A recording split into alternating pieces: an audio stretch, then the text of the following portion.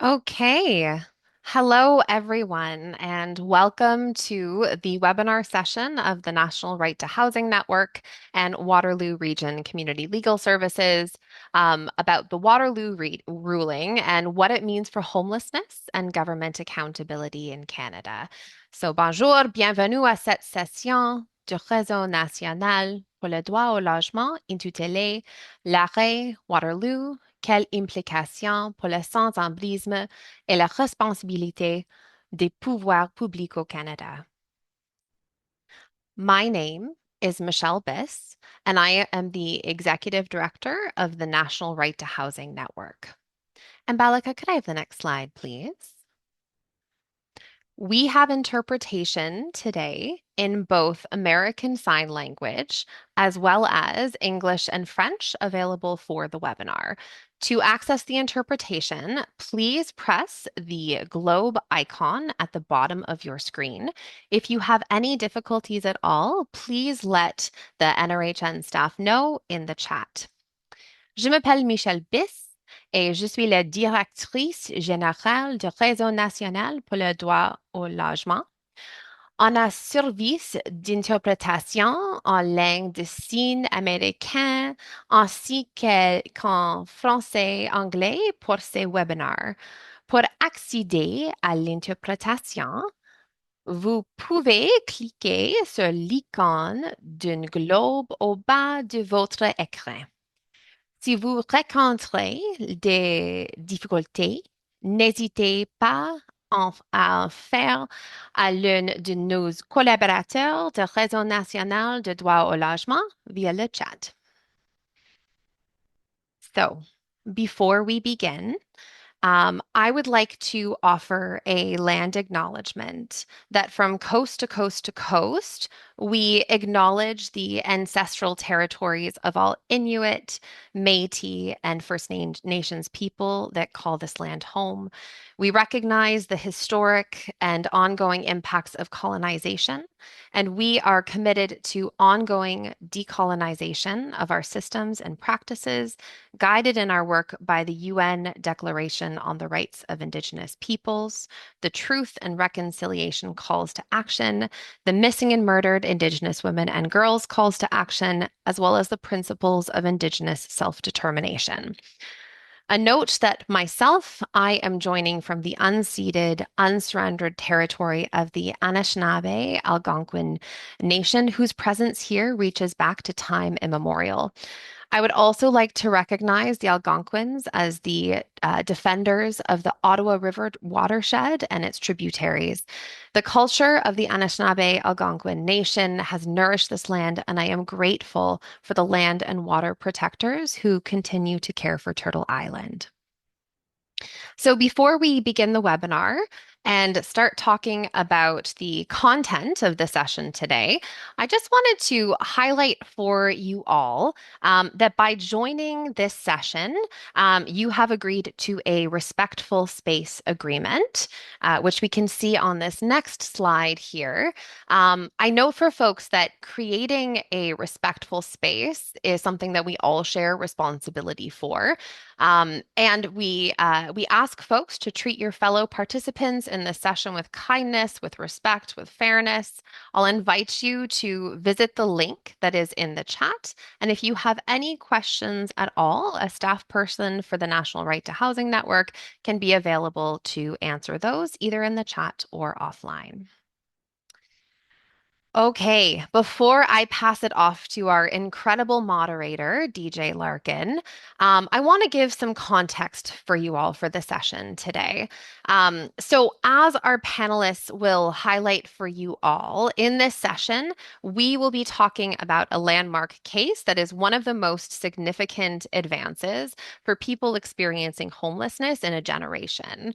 And the story of the case began back in 2022 when the region of Waterloo attempted to evict encampment residents who were living at 100 Victoria North Street, which was a regionally owned lot. The case raised a very basic but an important question. Can governments can governments remove people from encampments when there is no safe place for them to go. And there was a 2023 decision by a court justice Valente, and there the court said no, you cannot evict people if there is no accessible shelter space that is available. And so, as a response, the region of Waterloo created a site-specific bylaw that targeted that same encampment at 100 Victoria, along with a plan to transition people out of the encampment as well as a broader strategy to end chronic homelessness. And that's important context for us. And then we saw the region of Waterloo go back to the courts and ask the court to weigh in again. It wanted to know, is this new approach that they were taking, is the new bylaw that they created constitutional? And if it is not constitutional, then what does the Charter of Rights and Freedoms actually require governments to do? And here we saw the Waterloo Region Community Legal Clinic again represent folks who were in the encampment along with interveners like the National Right to Housing Network, like the Charter Committee on Poverty Issues, the Canadian Civil Liberties Association, as well as Aboriginal Legal Services. And so from there, it was just a few weeks ago that we were handed down Justice Gibson's landmark decision, and that provided a very important remedy for the rights holders who were living in the encampment. But also, it has critical implications for government accountability, for international human rights law, and for charter protections under the rights to life, as well as non-discrimination for people experiencing homelessness in Canada. So today we'll be talking about that case. We'll put up a slide in a second that will show you our incredible panelists. And with that, I will pass it over to our moderator, DJ Larkin. DJ is both a steering committee member of the National Right to Housing Network, as well as the executive director of the Canadian Drug Policy Coalition. So over to you, DJ.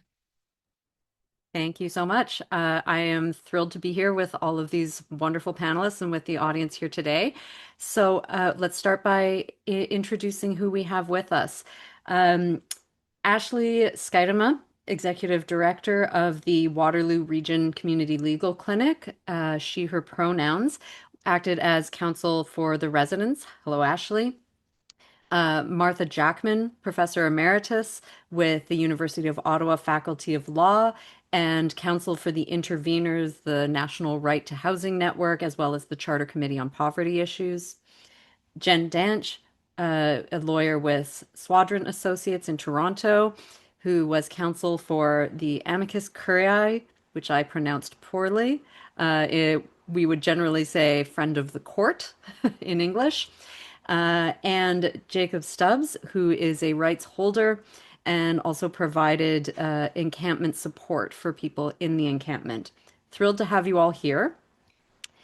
And so with that said, unless anyone else has anything to say by way of introduction, I would love to dive into it. We heard a bit of an overview of what brought the case about, but there's a lot that goes into a case like this and a lot of different roles that go into a case like this. So I'd love to hear from panelists about the role that you played in bringing this forward, what that means, and what you were hoping for. So Ashley, if I could turn to you first as counsel for the encampment. Yeah, thanks, DJ. And I want to say thank you for the opportunity to speak about this case. And I'm really grateful to everyone that's here to learn about this case today and for your interest and your curiosity. Myself and my clinic co-counsel, Shannon Down, Joanna Mullen, and Anna Rosenbluth, have been deeply immersed in encampment litigation for many years now, along with our amicus colleagues who you'll hear from today. And we're immensely proud of the decision and what it means, not only for our clients and for others experiencing homelessness, but for all the advocates in the legal clinic system who've been working tirelessly on poverty law reform for decades. As folks doing this work know, our clients are too often up against a legal system that doesn't hear their voices. And this decision is really an inherent recognition of their dignity, their humanity, and their worth. And it's such a pleasure to be able to speak with you about it today. So our role as a community legal clinic and community legal clinics are really well positioned to do this type of work because we're We're immersed in the community. We understand the issues and the needs. Our role was to represent residents living at the encampment, and there's all kinds of access to justice challenges that come along with that role when you're supporting clients who don't have an access to phones or internet or email, or so connecting with clients is really difficult and really challenging. Our clinic is made up of not only lawyers, but also social workers, community development workers, paralegals. We have an amazing team that are really passionate about doing this kind of work. So our job on the ground was to build the case and to get the evidence. So that involved speaking with clients, explaining the support that we could provide to them, having them retain us to represent them. And these conversations are tricky to have. You have to have them in a way where someone is in a hurry because maybe they need to go get some food or they need to shower. And so those conversations are hard to have, but our job was to gather the client evidence, to gather the evidence in the community from like non-experts who could speak about the shelter system, who could speak about the turnaways in the shelter system, who could provide all the kinds of evidence about the planned and chronic homelessness, which I'll talk more about.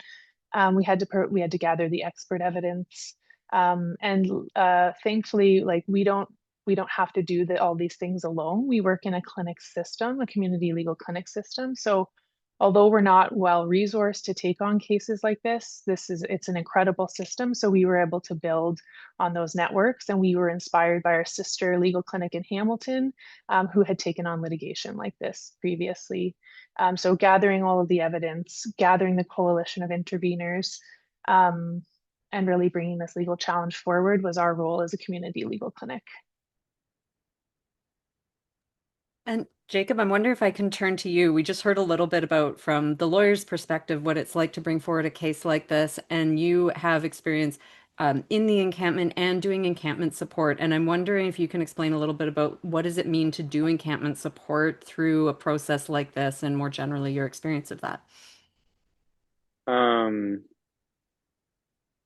Sorry, a process like how I'm doing encampment support you're referring to? Yeah.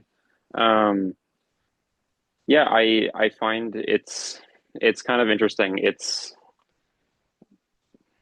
feels a lot more real being there in person, obviously, and doing a lot of things like outside of the system, and you get more of a kind of like a raw experience of things, and you see how, you know, yeah, you see quite a different perspective of how a lot of entities interact. A lot of times it's ugly, a lot of the time it's like very removed from how it's talked about. For example, like in council chamber and like all these things. Um, yeah, I find there's a lot, from my perspective, there's a lot of support that can, and I would, there's a lot of support that's done through kind of more top-down state measures. I find that just like, I don't know, take up a lot of resources. Don't end up respecting people's autonomy a lot of the time, and then in contrast with how community can come together and just on a relatively like, mutualistic and, you know I don't know, more like a dignified relationship, can come together and just like help people set up tents, like give people a cigarette when they're having a hard time, like all these kinds of things. And yeah, so it's like an interesting perspective, like coming outside of the system and then like trying to also engage in good faith when, you know, as the system comes into conflict with the people there. Yeah. Uh, I'll turn it over to Jen. So you get the wonderful role of explaining the term amicus curiae. Awesome. Hopefully I'll do a good job of that. So back when the clinic was starting to engage with encampment residents back in 2022, when they first knew that the region was bringing this litigation to get the green light to be able to clear the encampment, the outreach workers identified that, there were some folks in the encampment that, because they were so busy trying to survive, just did not necessarily have the time and capacity to donate of their time and capacity to this litigation. And that makes sense. that if you're living in such marginalized circumstances, the ask that you be able to consistently engage and instruct counsel for years in litigation is not really accessible or realistic. And in addition, it seemed to the outreach workers that there were some encampment residents who were really struggling with mental health and addiction disabilities that made it very difficult for them to decide to retain the legal clinic and to give them instructions on a consistent basis, and maybe even to remember the legal conversations that we're having from one visit to the next. So the clinic raised the issues. These are the most vulnerable encampment residents. How are we going to make sure they're not excluded from this litigation? And one way that that can be addressed is through the appointment of amicus curiae, which is a Latin term that means friend of the court. If you speak French and you know the word ami, that can make it a little bit easier to remember because it's amicus, starts AMI. And so what happened is a group of lawyers who practice in the area of mental health law and represent individuals who are allegedly incapable of making their own decisions about healthcare and housing and hospitalizations. We got together in the Mental Health Legal Committee and we brought a motion to intervene in this case. And what we asked the judge to do is appoint a friend of the court whose job it will be to make sure that every argument that encampment residents with serious mental health and addiction disabilities could put forward, that the judge gets the benefit of hearing those arguments. So that was our job in the litigation. And so the lawyer that was appointed, she's a senior mental health lawyer. Her name's Mercedes Perez. And then she was assisted by myself and another lawyer named Karen Stewart, and we were the amicus team. And Martha, over to you. As an intervener, what was your role, and also what brought you to this case in particular as an intervener? Thanks very much. So I really have to first thank the clinic for having brought the claim, because interventions can only happen if there's an actual claim. And the real heavy lifting is in the claim, collecting the evidence, finding the experts. And the role of the amicus is really to come in once the case is being heard, to try and provide a broader perspective that would be of use to the court. And so in this case, there was an intervention by the Aboriginal Legal Services as well as the Canadian Civil Liberties Association. But I worked very closely with my colleague and a friend to many of you, Bruce Porter, on the intervention on behalf of the Charter Committee on Poverty Issues and the National Right to Housing Coalition. And our objective was really to remind the court and to remind the applicants in this case, the regional municipality, that the government's obligations in this case went beyond simply making sure that there was an encampment that people could go to, beyond even ensuring that there was adequate shelter space available, which there is not, but reminding the court and the municipality that this, we are really dealing with broad charter rights here, and that encampment residents and homeless people generally are charter rights holders. As Justice Gibson eloquently put it, they aren't others, they're us. And our role was really to argue more proactively that providing an encampment or even a shelter bed is in no way the limit of what the charter guarantees in this case afford. What they should afford, what international human rights law requires Canadian governments, including the municipal governments in this case, to provide homeless people is housing. Thanks, folks. So we're going to get into the details of it a little bit. I just want to double check first if there's anything else that folks wanted to say in terms of how you came to be involved, any of that, the context for this case that we've missed. I think I'd just add that I think, as Martha highlighted, this case is such an excellent example of how like a legal clinic can work with pro bono and private practice lawyers to bring a test case forward. So in the 2022 litigation, we really struggled with the Section 15 jurisprudence. Like we made arguments, but we just didn't have all the capacity to give it the justice that it needed.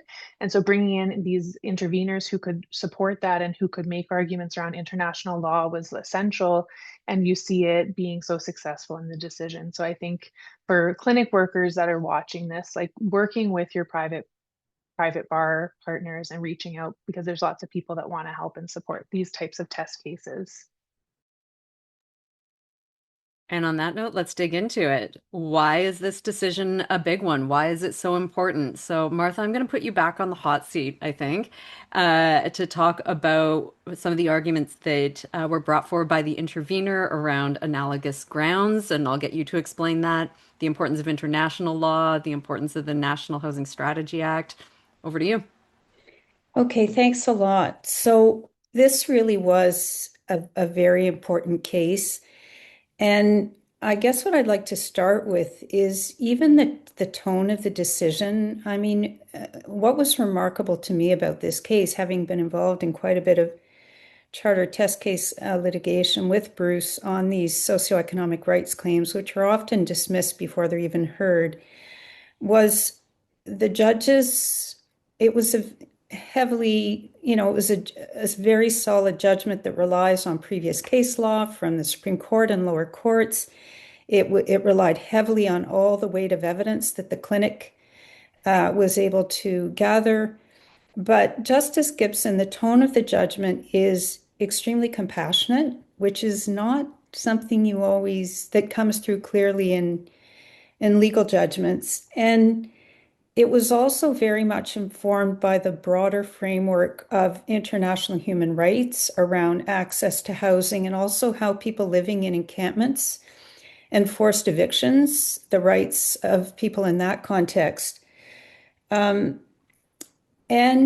a recognition of the backdrop of the National Housing Rights Strategy legislation, which is really important legislation in Canada, adopted by the federal government. But it is provincial and municipal funding around housing is tied to respecting the rights-based framework of that legislation, which municipalities and certainly Premier Ford seem often to ignore. The judgment was very, very rich in recognizing that interpretive context for the charter rights. So that made it, a very significant judgment and one that I think will be read and relied on by advocates in other areas, and in fact already is. The issue that I wanted to particularly focus on is the analogous grounds issue. And so when the charter was enacted in 1982, the list of grounds of discrimination was left open. So there were a number of enumerated grounds like sex and religion and disability, but there were also grounds, it was left open for recognition of grounds of discrimination in future. And in fact, sexual orientation is not written in, it was recognized subsequently. But for the last number of years, governments and some courts have really focused on the idea that to be a protected ground of discrimination under Section 15, immutability is the key. It has to be something that you can't change or that the government has no right to ask you to change. And the case law has really been stalled on that for some time now. Last summer, the Chief Justice of the Supreme Court of Canada went back to the original approach, which looks really at other more important factors, like is a group subject to historic discrimination? Are they stigmatized? And what Justice Gibson did in this judgment is he applied the full range of historic Section 15 equality rights criteria to deciding is homelessness, should it be recognized as a prohibited ground of discrimination? Apart from the fact that, of course, homeless people as a group, many are Indigenous, there are women and gender non-binary people, there are people with, substance use, mental health issues that are all protected. But Justice Gibson basically said it's time for the court to recognize that homelessness itself should be recognized as a prohibited ground of discrimination, given the disadvantage that people experience, the difficulty of changing your circumstances when you are homeless. And that is a very, very important aspect of this decision. Okay, we may come back to that a little bit, but Ashley, I'm going to turn to you because Section 7 of the Charter, the right to life, liberty, and security of the person, was also central to this case. And I'm wondering if you can take us through a little bit of what the court decided there. Yeah, thank you. So I'm going to just go over sort of a high level summary for any of the non-legal folks on what some of this stuff means. So the court found that the region's bylaw violated the resident's Section 7 rights to life, liberty, and security of the person. And so Section 7 of the Charter protects people from government laws, actions, or decisions that violate these rights. The right to life is when a government is taking action that could increase one's risk of death. The right to liberty is the right to make inherently private choices that go to the core of dignity and independence. And this is so often at play when folks are in the encampment, having to make a choice between maybe splitting up from their partner to try to access a shelter bed or getting to remain with their partner and staying in the tent at an encampment. And the right to security of the person, this is what protects one's physical and psychological integrity. And so this is the idea that people need to be able to, they shouldn't be forced into things that don't work for them. So importantly, the court acknowledged that these are considered foundational and fundamental human rights. And the court quoted from Martha, which is great to have this quote written into the decision about how the Charter accords rights, which can only be fully enjoyed by people who are fed, are clothed, are sheltered, have access to necessary health care, to education, and to a minimum level of income. And so for around Section 7, anyone that spent any time working with unhoused folks, we know that encampment evictions are harmful. We know that they're destabilizing.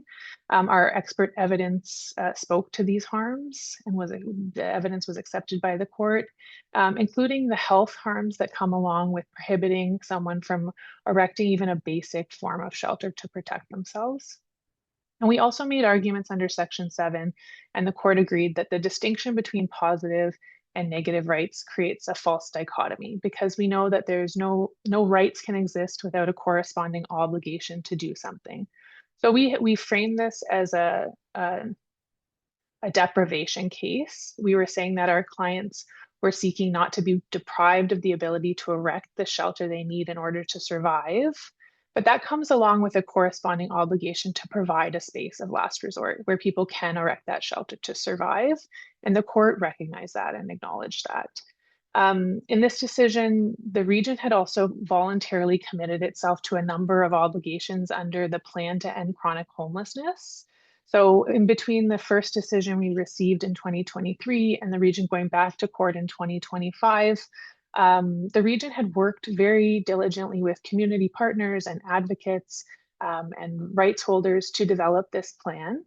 And it included taking a human rights-based approach to decision-making regarding homelessness. And so the court used that plan and the obligations that the region had committed itself to as a measure when it engaged in this Section 7 analysis to determine whether there was a deprivation of rights. And that's really important. And the context in this community is that because of the ruling in 2023, this encampment is the only location where people can legally shelter. And the region was clear throughout the litigation that they were not willing to amend their general code of use bylaws. They were not willing to provide an alternative site if this one were to be closed. And so the court really considered the big picture, the systemic issues here, and that is that 85% of the region's homeless can't access emergency shelter. And without this space, over 1,000 people would be left unsheltered with nowhere to exist. And the court agreed that this would result in a deprivation of the residents' Section 7 rights. And the region had, with their new bylaw that was at issue in this most recent litigation, they developed a transition protocol. And the court was asked to consider whether this transition protocol mitigated those Section 7 rights deprivations, and it found it did not mitigate those issues. So what had happened was the region had arbitrarily determined that there were 40 residents at the encampment. They provided assurances of alternative shelter for those 40, but the alternative shelter that was offered largely consisted of emergency shelter spaces and temporary motels. It didn't do anything for any of the folks who didn't fall under that category of a resident. And so the court held that this was not a human rights-based approach that was required and obligated under their plan to end chronic homelessness. It didn't address the systemic issues. So it applied only to a small group of residents. It was time limited, what was being offered, and it didn't do anything to mitigate those rights violations. And so I think all of those things are really, really important about this ruling.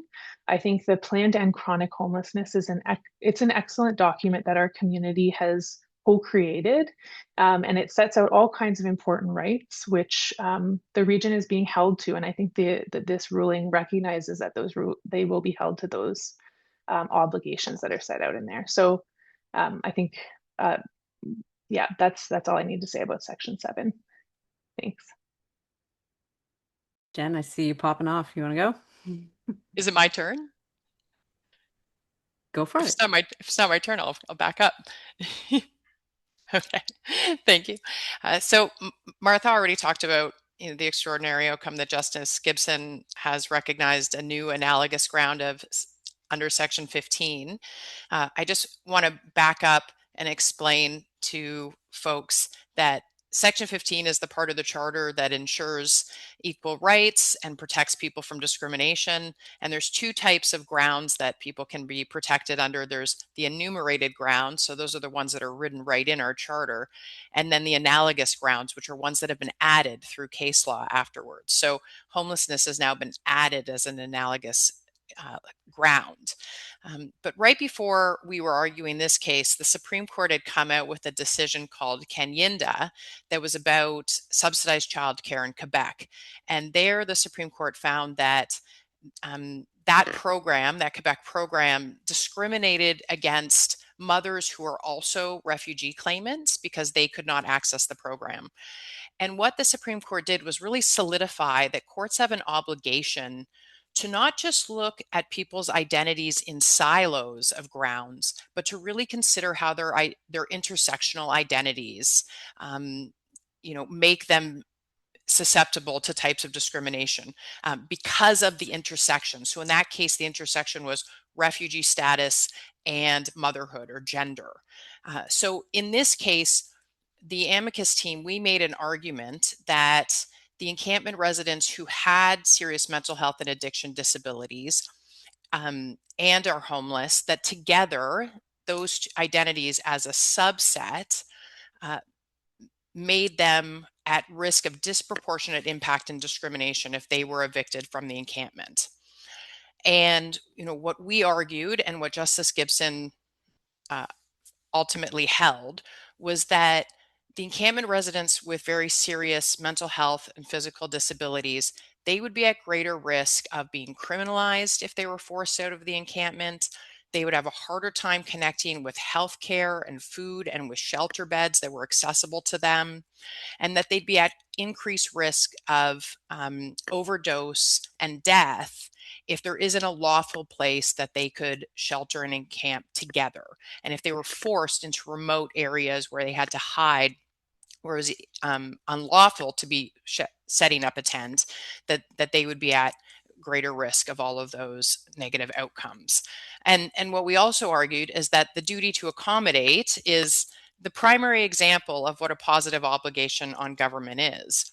And that in this context, in order to clear the encampment, the municipal government really needed to create an accommodation plan that would prevent that disproportionate impact for encampment residents with disabilities. And that would need to include the creation of accessible shelter spaces that are harm reduction, that allow couples, that allow in and out privileges.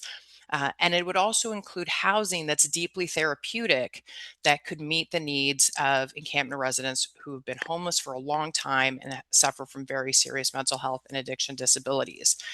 And lastly, what we argued and what Justice Gibson ruled was that any alternative to the encampment that's created, like a safe tenting protocol or an alternative shelter has to be created in consultation with the most vulnerable encampment residents, including those with serious mental health disabilities, and of course, Indigenous encampment residents, where there's already a duty to consult. Okay, we're going to come back to a couple of pieces of this, but let's talk a little bit about the practicalities of it. Jacob, I'd love to hear from you about, as someone who has experience in the encampment and supporting folks in the encampment, how do decisions like this uphold progress more broadly for the community, folks who want clean transit and an end to homelessness? What does it mean for residents in this court case being held up as rights holders in terms of how government should consult with people and honor people's autonomy? What do you think? Yeah, it seems pretty interesting. It seems like a, sorry, I'm just thinking here. It feels like a case where a group of people that is historically convenient to kind of ignore or push out of the way and all these kinds of things, like have an opportunity to actually like have, you know, a mandate to be seen and like taken more into account in how we, you know, make these kinds of decisions and keep everyone's interests in mind. And this decision basically having like a mandate of taking this seriously and everything is really interesting and feels like it just gives an opportunity to apply, you know, a, some decent pressure on, the government that claims to have responsibility to make these kinds of decisions, right? Um, I think Yeah, I think like a key thing with a lot of this too ends up being like the question of autonomy, right? There's so many things that, the state kind of proposes as solutions, and typically the main trade-off that is given with any kind of solution provided by, governments in general and here is like one that tends to exchange providing some needs for like a lot of autonomy. And this provides an opening for, I think, less endless funneling of resources. I'm pro funding a lot of the things that we need to, but like also giving basically like a pressure release valve to be able to make these decisions and provide people autonomy. And yeah, that's like a big thing that I find is missing a lot of the time. And this to me provides kind of an opening for that. And the solutions that were kind of explicitly pointed out in the decision make it feel especially significant to me because laying out, paving a way for people to be making decisions if people, are responsible is like a big thing for me as well. And yeah, sorry. That's it. That's great. Do you mind if I ask you one follow-up? Yeah, totally. How do you respond when folks say, how do we balance the rights of folks living in an encampment with, say, something like public safety or folks wanting to access a park or a bus loop? How do we balance those things? Yeah, like as much as like I, am in direct like investment with, people anti-encampment and like homelessness and like I've dealt with it myself and all these things, like even when I'm, you know, directly dealing with an issue, like I'm still often thinking about these things, like thinking about it holistically because it doesn't matter how direct the implications of these decisions are, like they're real to me. And I do think about this a lot, right? Like I think it is, fair to think about these things. I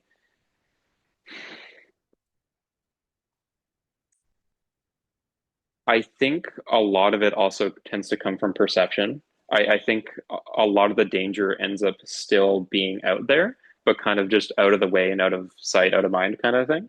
And having things, I think like the autonomy aspect actually allows people to not spill over into like disrupting communities around them so much because people have an opportunity to kind of self-regulate to some degree, develop community, organize along their shared interests in order to develop a level of safety and community in order to have some sort of self-directed kind of safety net in a sense. And so, sure, like, often like a trade-off with just like kind of not evicting homeless people and pushing them out from every place that they go to is that, yeah, like you'll end up seeing people. You might see people in like really dire circumstances. You might see like, as they call like panhandling. You might see like, yeah, like people who are like using drugs and all these things. It's happening regardless. And it being out of sight makes it more dangerous for not only the people like already in that situation, but people who are, fall through the cracks, who also have an investment in being able to use parks and all these kinds of things. Like, and yeah, like at the end of the day, like it's the whole like framing of, treating people like who are homeless as like kind of like a separate party from everyone else who don't like might not like as if they don't have an interest in like using parks and like all these projects and stuff like that is kind of the problem I find a lot of time. Not that you're doing that, but it's like that is the divide in like the framing that gets widened and widened and widened until yeah, like it becomes a divisive issue when yeah, I feel like that is not the kind of framing that I like to be invested in. And yeah, I feel like, again, like just the autonomy aspect and giving people that pressure release valve and having like a basically sanctioned area for people to go to make that choice for themselves, if that is the safest option, is the way to thread the needle in my experience. So yeah. Thank you. Martha, I'm going to circle back to you. You talked a little bit about international law, but I'm wondering if you can give us a bit more detail on those international human rights standards, where Canada and how we have interpreted the Charter a lot of the time, where Canada has fallen short in the past, and how those international law principles thread their way into this decision in ways that are a change. Okay, thanks. Um, right before Canadian governments adopted the Charter in 1982, Canada ratified two international covenants, the International Covenant on Civil and Political Rights and the International Covenant on Social, Economic, and Cultural Rights. And both those covenants include guarantees around housing. So, in terms of the Civil and Political Covenant, the United Nations Human Rights Committee has interpreted the right to life as including access to housing. And the Socioeconomic Rights Covenant actually includes explicit guarantees around access to housing. And the committees that have the responsibility of interpreting and advising governments and looking at government's compliance with those guarantees, literally since the enactment of the Charter, when Canada has been reviewed by those committees over and over again, the committees have told Canada, you've ratified these treaties, you've committed to them, but you're not respecting them. And in fact, in domestic litigation, you're arguing that they don't even have any relevance. And it's a huge problem. I mean, within the last year, the UN Human Rights Committee reproached Canada for continuing to argue that there are no positive socioeconomic rights, including the right to access housing. So the problem is that Canada kind of goes over to Geneva and says one thing, we're great international citizens, but then we come back to Canada and the federal government tends to say, well, this is for the provinces. And the provinces say, well, I didn't ratify this treaty. It has nothing to do with me. And again, as I say, in Ontario of late, one really has the impression that the government, you wonder, have they read the treaty? Are they aware that the treaty is binding on them in terms of some of the approaches that have been taken?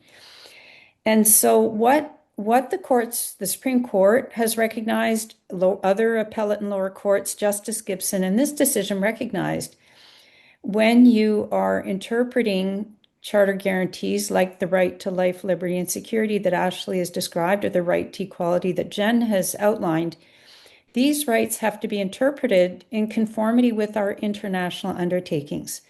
And that means that when you're interpreting and applying the right to security of the person or the right to equality, housing, access to housing, the right not to be kicked out of encampments without any being consulted.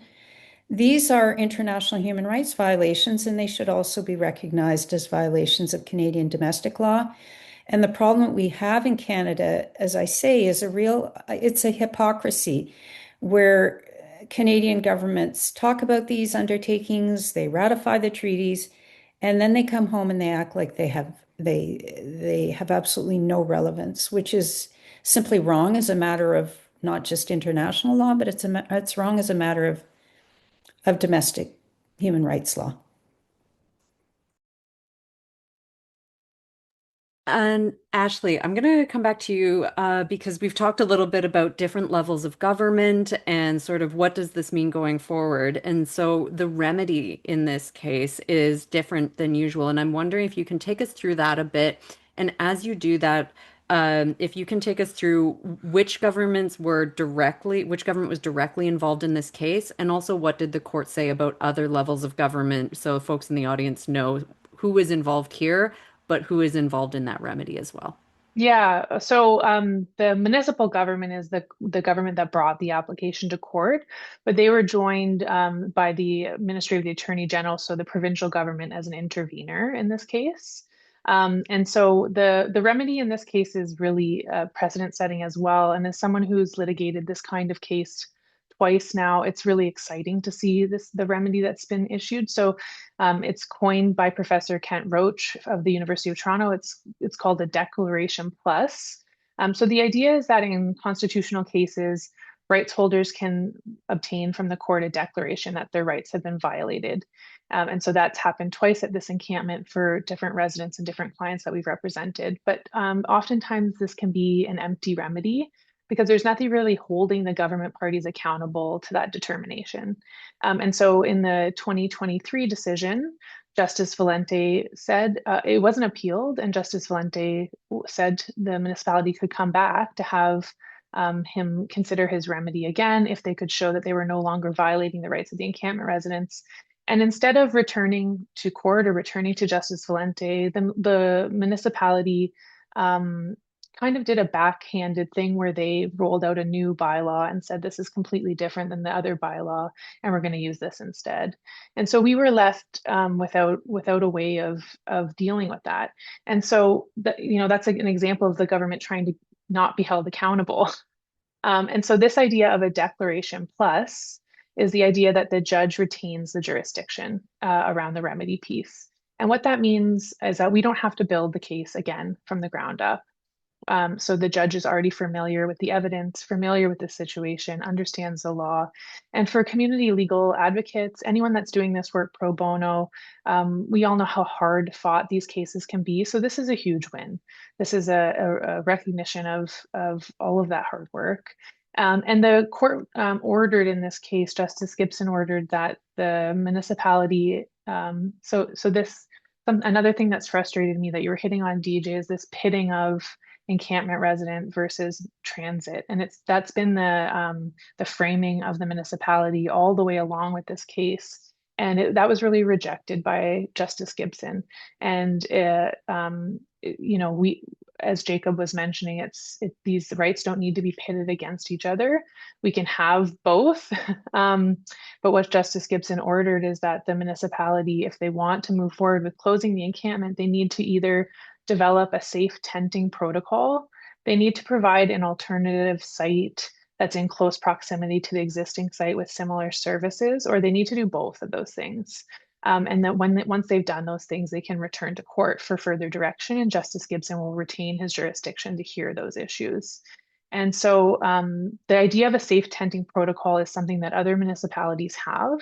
It's a really important policy tool that governments can use to deal with issues around encampments where they can actually designate sites that are acceptable for tenting. And this balances that idea of shared use of space that you were raising, while also respecting the human rights of people who have nowhere to go and need somewhere to exist and have human rights that need to be honored. And it's a really great policy tool. It gives lots of discretion to governments to work with stakeholders, including encampment residents, to meaningfully engage about these sites, to talk about locations, to talk about like where they'll exist in the community, while being accountable to the human rights and dignity of those who are living unsheltered. So the remedy is really exciting. The idea of a safe tenting protocol is something that we desperately need in our region. And I think many other municipalities across Canada need something like this. And I can talk more about what some of the best practices are around the safe tenting protocol later on. So again, I'll just come back to the panel. If there's anything about the substance of the decision that you want to make sure to highlight today, and see if there's anything else that folks want to say. Otherwise, we're going to move on and talk a little bit about what does this mean going forward. Right, then let's jump into that. And I'm going to keep sort of going round robin on this. So Jen, I'm going to turn to you. Going forward, coming from your role as being counsel as friend of the court, representing folks who weren't there themselves, what does this decision mean moving forward for the folks that you've been representing? Mm-hmm. Mm-hmm. So, I think what was recognized in this decision is something that all of us who, work in this area know or have experienced homelessness know, is that eviction is life-threatening. And I think that this decision gives us a strong argument that any government law or policy or procedure that increases evictions or pushes people into homelessness is unconstitutional. And there's a lot of data that shows that people with disabilities are significantly more likely to be evicted than people who don't identify as having disabilities. In fact, they're more than twice as likely to be evicted. And I think they're much less likely also to be represented by a counsel, a lawyer, or paralegal in those eviction hearings. And so here in Ontario, there's this disturbing trend at the landlord tenant board of tenants being evicted for behaviors that are obviously related to their mental health disabilities, and they're not represented at those eviction hearings. And it's in question whether or not they have a full understanding and appreciation about what the eviction hearing is even about. So, just a really concrete and exciting example of how the Waterloo decision is being leveraged locally. Here in Toronto, a Toronto neighborhood legal clinic called Neighborhood Legal Services has brought a constitutional challenge to our landlord tenant board on behalf of a tenant who is a Black man who has schizophrenia, who had an eviction hearing, was not represented, and was evicted at that hearing from subsidized TCHC housing, so from public subsidized housing. He had a 5-hour long hearing. Again, no lawyer present. And it's very clear from that transcript that at many times throughout the hearing, he did not really understand what the purpose of the hearing was or what was at stake, that he could lose his housing. So Neighborhood Legal Services is leveraging the Waterloo decision, and they brought this challenge saying that the landlord tenant board's way of handling this type of hearing in these circumstances, that their procedure denied him his rights to meaningful participation and his disability related accommodations, and therefore violated his Section 7 and Section 15 rights. And they're pointing at specific procedures that take place in our landlord tenant board. So first, the transition to digital first hearings. It's the default now that all hearings take place on Zoom rather than in person, which obviously makes tons of accessibility barriers. Second, the accommodation model. You have to request accommodations. You have to know that you're entitled to accommodations and request them in order to receive them, rather than the board, taking proactive steps to making sure that enough accommodations are in place. And third, the open court principle. So landlord tenant board proceedings are open to the public. The decisions are posted online using the tenant's full name. And so when the eviction hearing is about your mental health disability, that means that all of your mental health information gets publicized in a public decision in a way that is very invasive and unfair to people with mental health disabilities. So, Neighborhood Legal Services is challenging this, and a number of groups, the Black Legal Action Center and the Mental Health Legal Committee, in partnership with a group called the Empowerment Council, we have brought motions to intervene, but we've brought them requesting that we be added as public interest parties, not just as interveners. And we're doing that strategically because we're saying, just like in the Waterloo case, if tenants throughout the course of just trying to survive and being so busy, with their activities of survival, can't continue to engage in this type of charter litigation, public interest parties should be able to keep it going. We shouldn't be asking so much of tenants facing eviction. And so we're asking to be public interest parties so that public interest parties could actually bring this litigation and continue it on tenants' behalves if they're not able to carry that load themselves. And so what we're going to be arguing is that the landlord tenant boards, they have a proactive duty to accommodate. It shouldn't just be that they're waiting for the tenant to make those accommodation requests. And we're also going to be arguing that, like Justice Gibson did in the Waterloo case, if an adjudicator at the landlord tenant board is adjudicating over an eviction hearing and they have a doubt about whether or not an unrepresented tenant really understands what the hearing is about and what's at stake, they have a duty to put the brakes on that eviction hearing. And they have a duty to make sure, one way or another, that all of the arguments that the tenant could make on their own behalf are heard and before them in their decision making. And of course, one way of doing that is by appointing amicus curiae. Okay. Jacob, I'm going to turn it over to you in terms of what comes next. If you were chatting with someone who is living in an encampment or providing encampment support, um, how does this process, how does this decision inform how you hope that folks can engage going forward as rights holders? And I'm going to give a little qualifier to that. We are also living in an era where other services are being cut back. Supervised consumption sites are being closed.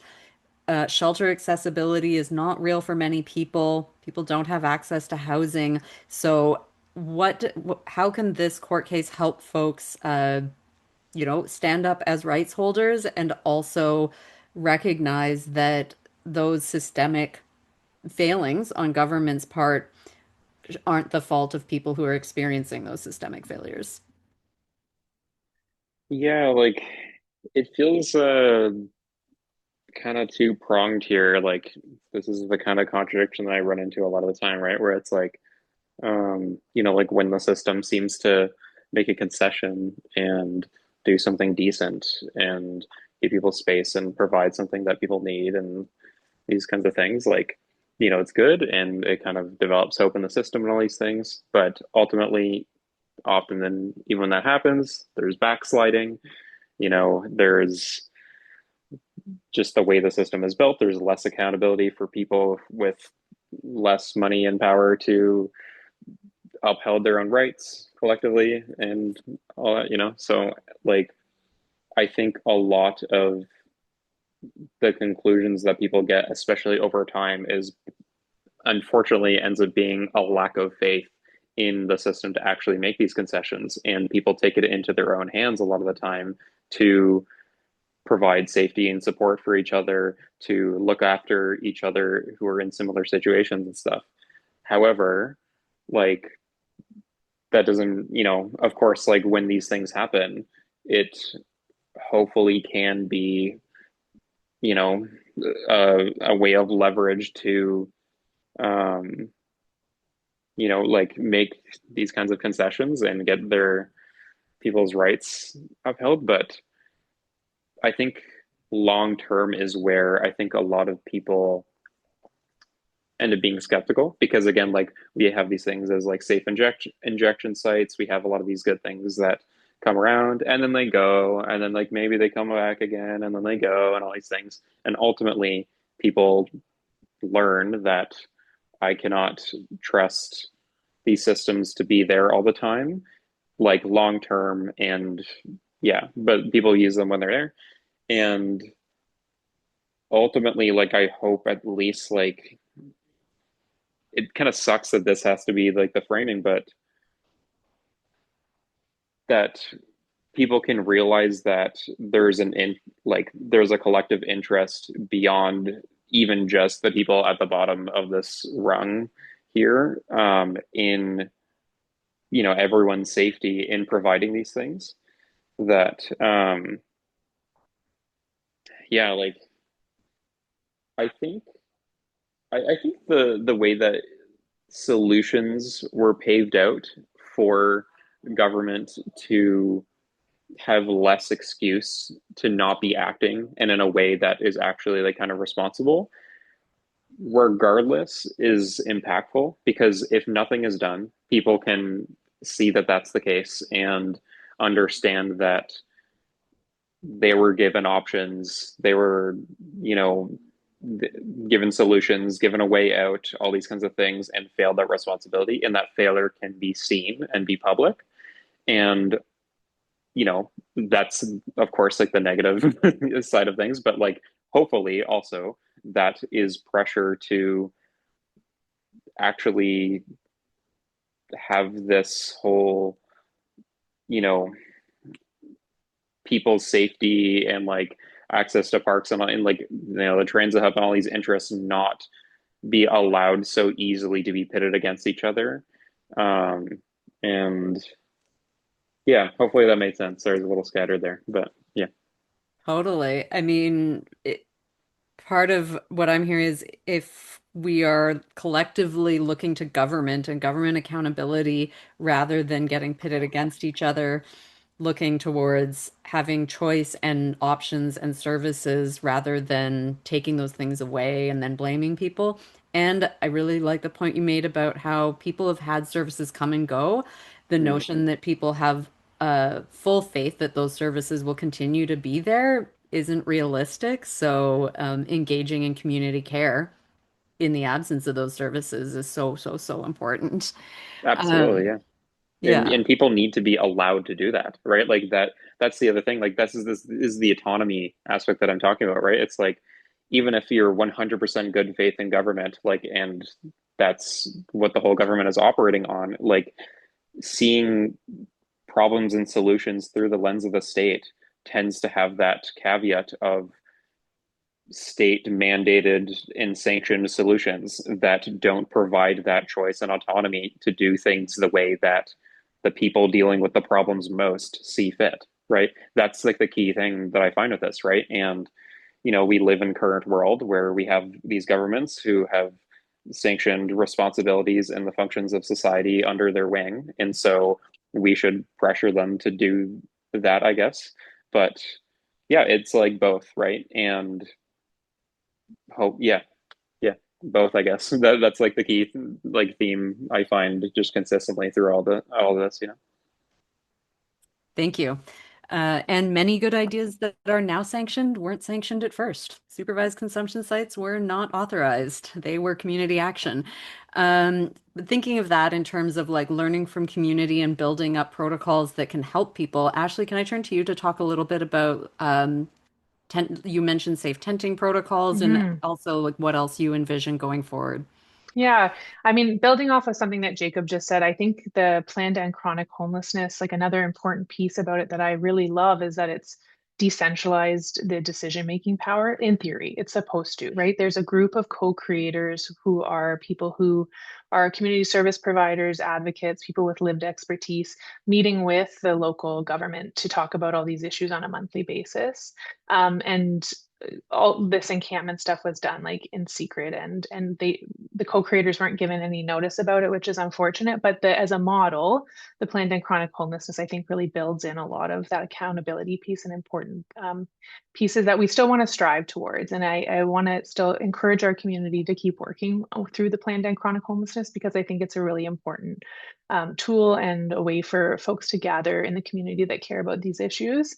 Um, it was mentioned in the chat, but Jacob and I just came from a community council meeting where our local government was just voting on whether or not they were going to appeal this decision. So it's discouraging because we have this excellent decision which sets out exactly what the community ought to do, and the government went to court asking for direction, and they've been told what to do, but they're deciding that they'd rather appeal the decision than actually take the steps that are set out. And I mean, it's not hard, right? Like what's being asked is just to provide another property, like another parking lot somewhere in our community, and we have lots of space where that could happen.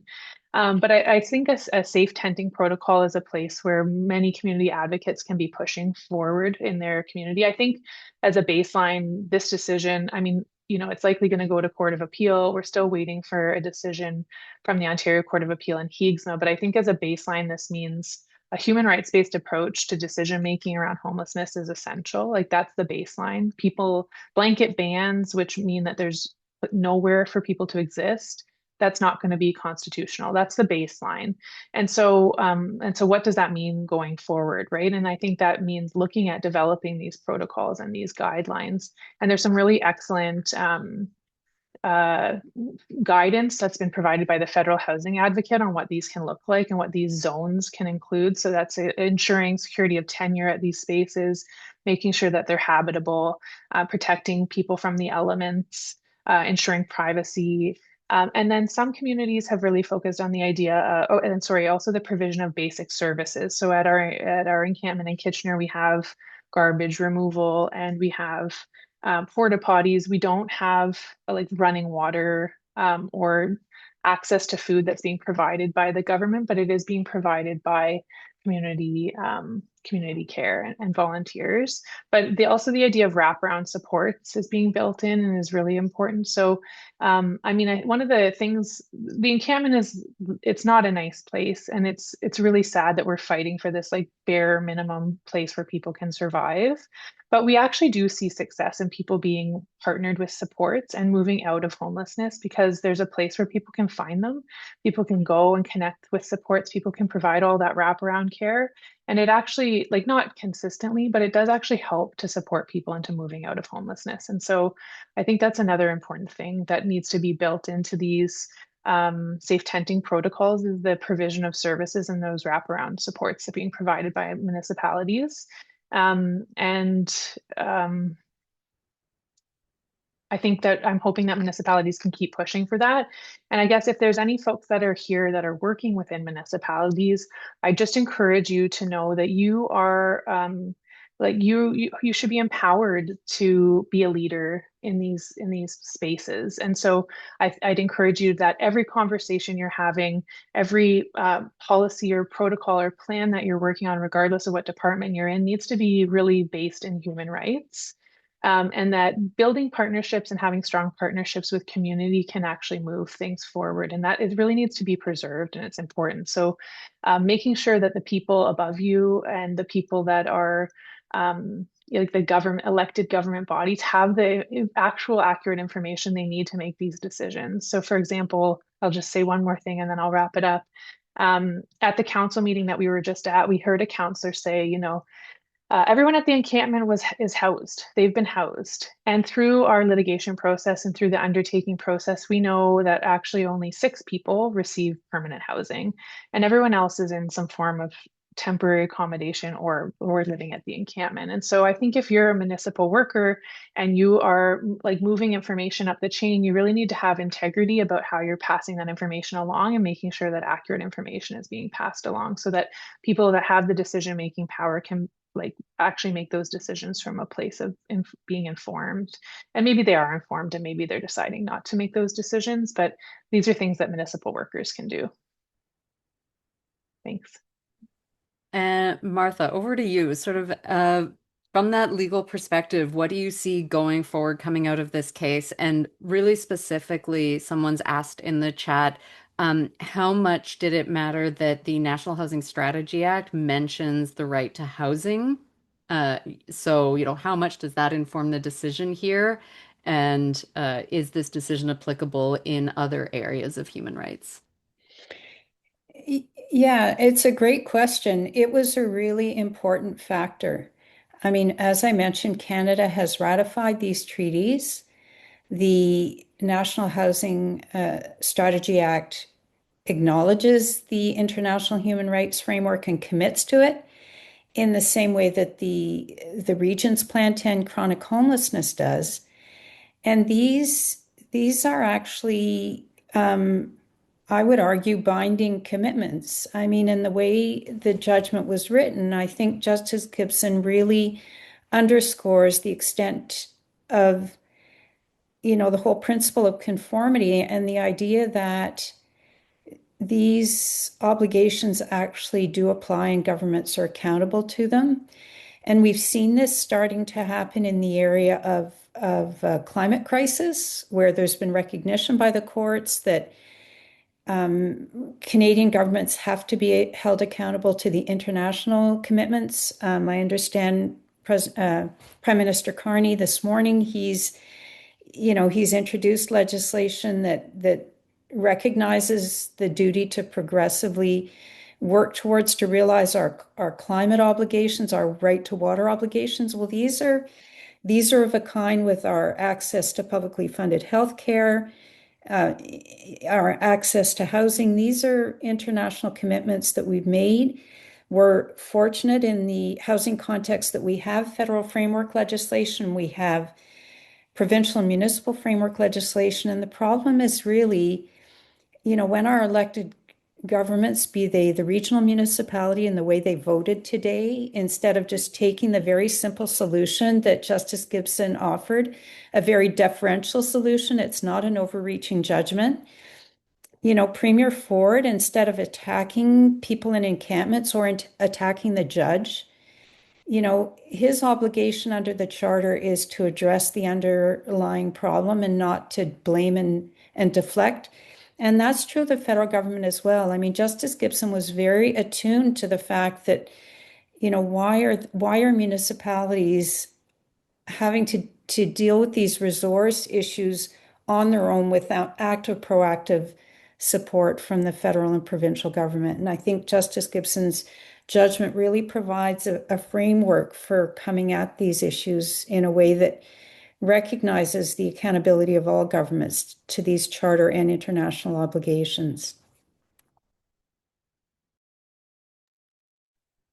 Okay, folks.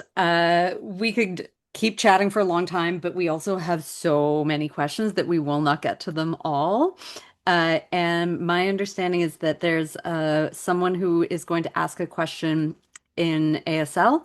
If you're ready to do so, maybe I can open up some question time there.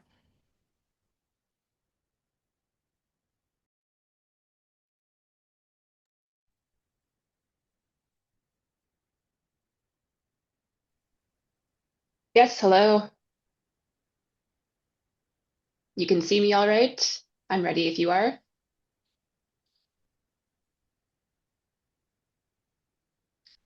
Thank you so much. Hello, everyone. I have loved being a part of this conversation and listening to what everybody has to say. But so I would like to say that as a deaf person, our community, our deaf and hard of hearing community, has a lot of additional barriers, including access to communication, just in everyday life as well as with technology. And so I'm concerned myself with how that can apply to these new claims of the court. They're saying that they have full rights required and everything is accessible, and all of these mentions of what can be included under the access in the charter. But I'm concerned that there won't be signed access through perhaps VRI or any way that deaf citizens of the region need to communicate. If there happens to be anybody who is unhoused as well as deaf, that is a top concern of mine, is their access to communication in all forms, even a TTY, anything of the sort. but I know many people who don't have even cell phones or telephone access on site. So electricity or anything like that might be a top concern, or even having interpreters on site. Many interpreters working in the community might have fears of being involved in such areas. So VRI or virtual access to interpreters could be an option, but overall, I think there needs to be more work done here in this area in order to offer full access. Even things like fire alarms or anything that hasn't been fitted for deaf use are other options that need to be considered when we're talking about full accessibility as a human right. That's my comment.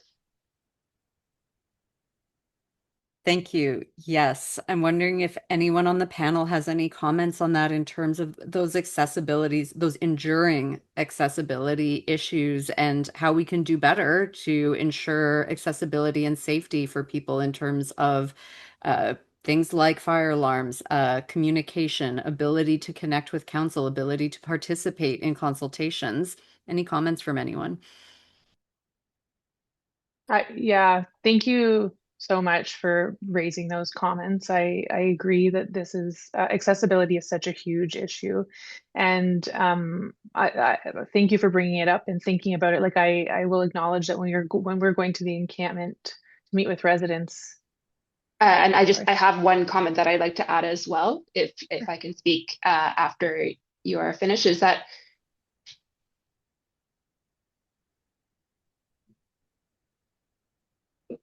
we have concerns about people who are living within encampments, like if there is a fire caused by an electric heater or anything like that, many people within the encampment wouldn't hear an alarm or other people outside yelling or shouting. So there might be a higher risk of death, as you were talking about, risk to livelihood. That might be one more concern of a deaf population within an encampment as well. Yeah, thanks. That's such a good point. And I don't think that it's considered a priority. I think that there needs to be better support made because often deaf people are forgotten, but we are, in terms of accessibility, should be considered a priority because we have unique needs. Thank you, Anthony. And I'm wondering if I could just add briefly, the Convention on the Rights of Persons with Disabilities has the same kind of progressive realization obligations as the international covenants that I referred to. And I think, the recognition that the charter has to be interpreted in a way that conforms with these obligations is also really important to bear in mind, so that we're talking about rights, not charity or social policy.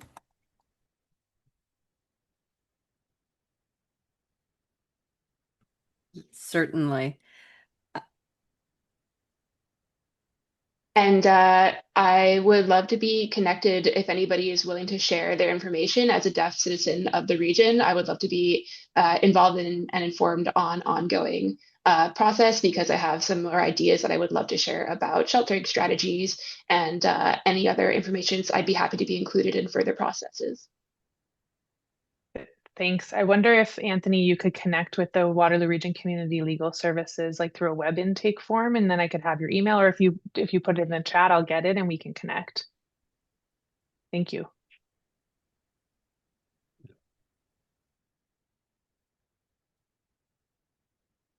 Sure, or if you're able to comment in the chat or connect me as well, that would be fantastic. Thank you so much for your time. Fantastic. Thank you so much. So moving on, we've got a few other questions. Like I said, we won't get to them all, but wondering if folks would like to comment. Right now, we have someone from British Columbia is mentioning, and I know this happens in other regions as well, where people are evicted from parks every morning, even if they are able to shelter during overnight hours. And I'm wondering from the panelists, both from that practical perspective of what is it really like to have that only overnight sheltering protection and to have to pack up every morning. What does that mean for people realistically? And what could this case mean for folks needing to have somewhere more stable to be more than overnight, including during daylight hours?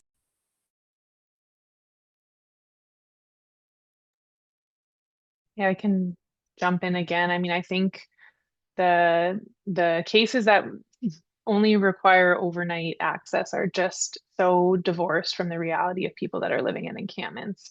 I mean, I've heard from clients who talk about how they couldn't stay at an overnight shelter any longer because they had physical disabilities and they couldn't manage getting kicked out at 7 in the morning and having to carry all their belongings on their back for the rest of the day. And I think also like it, people who are living in these sort of makeshift shelters who have pop something up. It's not something they can just like take down and fold up and take along with them. So it's the reality of, like these bans on daytime are just so unrealistic to how people are living and surviving. And I think that this case can certainly be used. I mean, it's tough because I think you actually have to have litigation. Like you need to actually like bring litigation to enforce these rights in some cases. Like I know we have these rights, but a lot of local governments aren't willing to budge on these things without litigation. And so, working with nonprofits or working with pro bono or clinics or legal aid or whatever you can in your community to try to launch this litigation and use this case as a precedent. And Ashley mentioned the Heegsma case. So the Ontario Court of Appeal has recently heard an appeal of a trial judgment in Hamilton, where the trial judge actually, the tone of the judgment and the decision really in pretty sharp contrast to the Waterloo case, where the judge basically said the charter has nothing to say to homelessness, and he refused to find the ban on daytime sheltering unconstitutional. And the Court of Appeal has now heard that appeal. And I guess I would have to say that I really do hope that, and I'm sure the Court of Appeal will read Justice Gibson's judgment before issuing a decision in that case, which is so directly related to this one in terms of the charter and the international obligations that are engaged in both cases. I can just comment on that quickly as well. I was part of the encampment litigation in Kingston where we got a similar unfortunate ruling where the ban on daytime sheltering was not found unconstitutional. And because it's so divorced from the reality, we were really caught off guard when those arguments were even made at the hearing. They hadn't been in the notice of materials. It came up at the hearing, and suggestions were made that the encampment residents could go to the mall or the library or a Starbucks during the day, which of course is very divorced from the reality of what it's like to be trying to survive in the cold, in the Kingston winter with all of your belongings.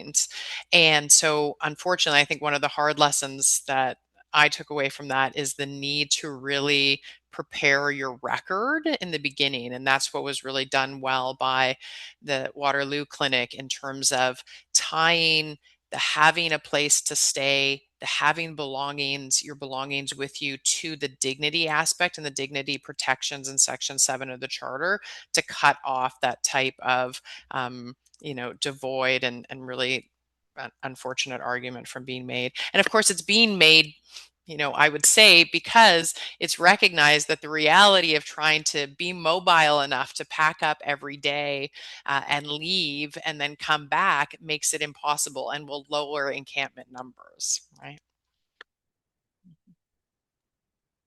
Sorry, you're seeing me checking for other questions that I haven't gotten to yet. Jacob, I don't know if there's anything you want to add there in terms of this idea of protecting people during the day as well, and what that realistically means to ask people to pack up every morning, and why, what your thoughts are on how to shift that.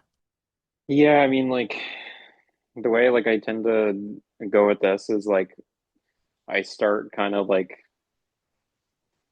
well, like I try to like think about the perspective of people who are on the other side of this who kind of disagree, right? So it's like, if thinking of from the perspective of, like the police and other things who are like like pushing people out of, for example, their tents at the park, right? It's like, like I can imagine the motives are like, we want to have this free space for people um, to go and like relax there and all these other uses. And Um, maybe like the compromise from their perspective is like allowing people overnight, but just not to be there permanently and all these kinds of things. And again, like it ends up coming right back down to like give people an alternative, right? Like give people an alternative that is and one that gives people autonomy, right? It's like there is space that has less. I don't even mean to frame this as like give people the worst land out there. I mean like there's places that have less active public value for people like that can provide people's needs and like be kind of better for everyone involved, right? And while maintaining access to the parks and all these kinds of things, right? Like I yeah, I the moving the being forced to move like every night and all this kind of stuff just like forces people into like a extremely near term way of thinking that makes it harder for people to escape their situations in the first place. And yeah, like this is the thing, like it all routes seem to lead back to give people an alternative, give people a sanctioned area where people are allowed to set up their own shelters and things like this. And it seems to be, from my limited perspective, the cheapest alternative, the one that respects autonomy the most, the one that gives more choice, um, and is relatively safe, and makes over policing obsolete, etc. And yeah, so that's where I tend to keep going back to. Yeah. Yeah, and so just in the last couple of minutes, I'll get a quick conclusion from everybody. But ultimately, this case is about recognizing rights and rights holders, which means, well, I'm going to put words in your mouth here. How do we build more community safety and more community care for everyone? Because all rights holders should be entitled to use public spaces. The fact that some people use them for necessities of life has more to do with government than anything a lot of the time. So, how does this case help us build safety and community for everyone? And Martha, I'm going to ask you a really specific one right at the end. If the Section 15 analogous ground doesn't get upheld on appeal, does the Section 15 analysis continue to inform the Section 7 findings? So I'll give you a minute to think on that one. Ashley, I'm going to turn to you. I mean, I think something we've been trying to do at the clinic is using this decision as a like a public legal education tool. So like we're really fortunate. There's a lot of amazing community partners and grassroots people in our community already, but trying to help folks in the community that maybe don't understand and that and there's these misconceptions around what it means and the like I said, the pitting of rights versus transit and all of these things. So using it as a public education tool, how can we leverage that? And community legal clinics are well positioned to do this because we're already well connected and we have social media platforms and things like that. So I think that's an important step for public education. Wonderful. As a moderator, I'm supposed to make sure we end on time, but I want everyone to be able to have a last little bit. So, Jen, I'm going to turn to you quickly.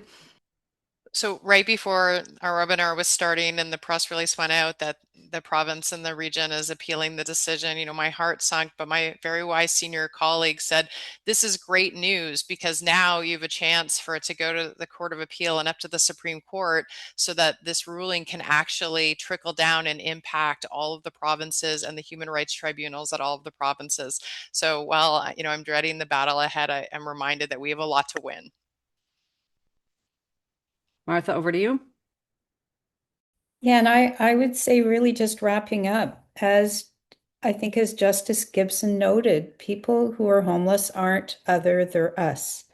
And that's sort of what infused his Section 15 analysis. And given the evidence and the case law, I would be really, really disappointed if the Court of Appeal did not uphold the ruling around homelessness as a source of discrimination for people. I think, as an affluent person wandering around my community, I feel a shame and sad at our collective inability to address these underlying problems. And I think we look to the government for solutions. That's why we have government. That's why we pay taxes.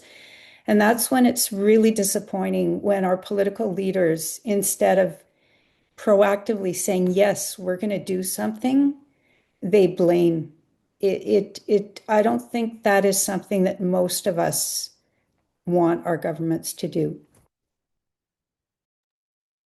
On that note, we're just a couple minutes over time, so I think I will wrap it up there unless anyone has any final words. Thank you so much to the panelists, to the National Right to Housing Network, to the Waterloo Region Legal Clinic for hosting this, to all of you for joining us. I'm sorry we did not get to all your questions. They were remarkable.